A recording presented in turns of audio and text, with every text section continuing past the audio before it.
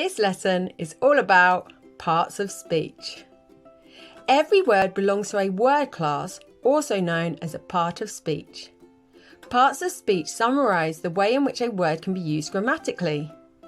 The major parts of speech for English are noun, verb, adjective, adverb, preposition, determiner, pronoun, and conjunction.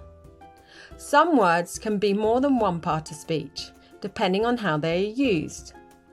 If you look up a word in a dictionary, it will tell you what part of speech it is. For example, the word scare is a verb or a noun depending on how it's used. The word the is a determiner. The word they is a pronoun. You can see a few different parts of speech in this sentence. How many can you find?